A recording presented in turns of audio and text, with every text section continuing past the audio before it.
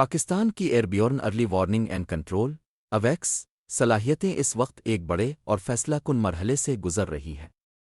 پرانے 03 کیرکورم ایگل کو تبدیل کر کے KJ-500 کو شامل کرنے کا فیصلہ صرف ایک نیا طیارہ لینے تک محدود نہیں بلکہ اس بات کا اعلان ہے کہ پاکستان اب جدید وارفر کے دور میں باقاعدہ داخل ہو رہا ہے، جہاں رفتار، درستگی اور ڈیٹا شیئرنگ ہی جنگ کے نتائج طے کرتی ہے۔ آپ دیکھ رہے ہیں ڈیفنس نیوز، جہاں ہم ڈیفنس اور اسٹریٹجک معاملات کو سادہ مگر گہرے تجزیے کے ساتھ پیش کرتے ہیں۔ 03 کیرکورم ایگل، جو پاکستان 2011 سے استعمال کر رہا تھا، شانگسی Y9 پلیٹ فارم پر مبنی تھا اور چین نے خاص طور پر پاکستان کے لیے تیار کیا تھا۔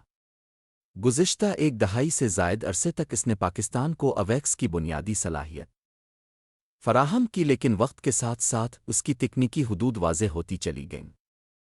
اگرچہ 03 نگرانی کی صلاحیت رکھتا تھا، مگر اس میں جدید نیٹ ورک وارفر جیسی صلاحیتیں محدود تھیں۔ اس کا ریڈار اور ڈیٹا پروسیسنگ آج کے معیارات کے مقابلے میں پرانی ہو چکی تھی۔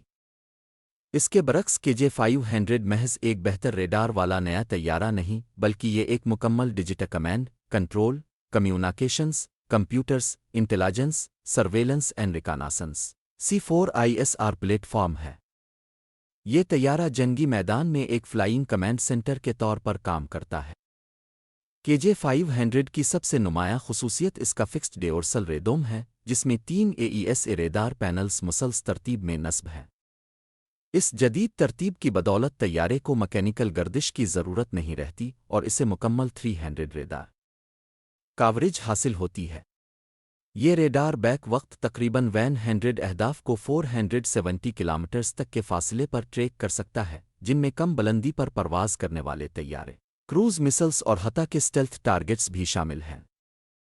اس کے ساتھ جدید الیکٹرانک سپورٹ میجرز اور الیکٹرانک انٹیلیجنس سسٹمز بھی نصب ہیں، جو دشمن کے ریڈار اور کمیونیکیشن سگنلز کو فوری طور پر شناخت، تجزیہ اور درجہ بندی کر سکتے ہیں۔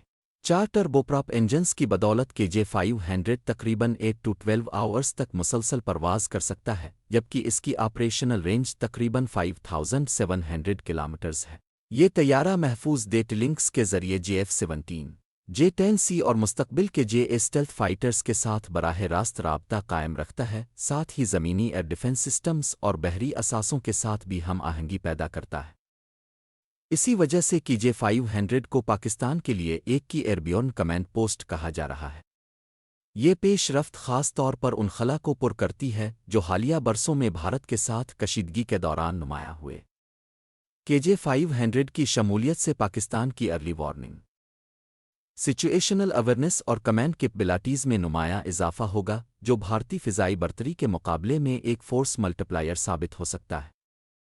یہ نظام چین سے حاصل کیے گئے دیگر جدید ہتھیاروں جیسے JA اسٹیلتھ فائٹر اور HQ-19 ایئر ڈیفنس سسٹم کے ساتھ مل کر کام کرے گا، جو اس بات کا ثبوت ہے کہ چین اور پاکستان کے درمیان اسٹریٹجک عسکری تعاون مزید گہرا ہو رہا ہے۔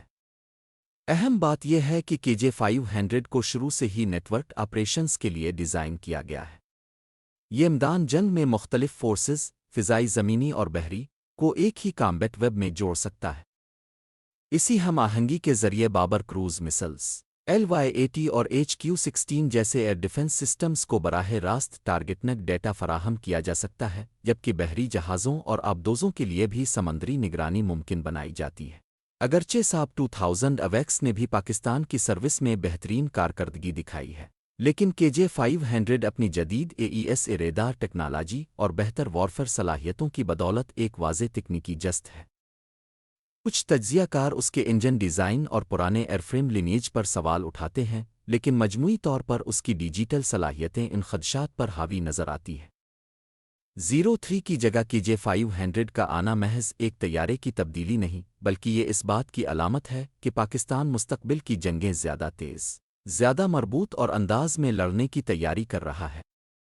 یہ قدم پاکستان کو حقیقی معنوں میں وارفر کی سمت لے جاتا ہے، خاص طور پر ایسے وقت میں جب خطے میں کشیدگی مسلسل بڑھ رہی ہے۔ آخر میں یہ کہنا غلط نہ ہوگا کہ KJ-500 صرف ایک طیارہ نہیں، بلکہ آنے والے کل کے بیٹ فیلڈ کا کنٹرول ٹاور ہے۔ آپ دیکھ رہے تھے ڈیفنس نیوز۔ ایسی مزید تجزیاتی اور معلوماتی ڈیفنس ویڈیوز دیکھنے کے لیے ہمارے چینل کو سبسکرائب کریں اور بیل آئیکن دبانا نہ بھولی تاکہ آپ ہر نئی اپڈیٹ سے باخبر رہیں۔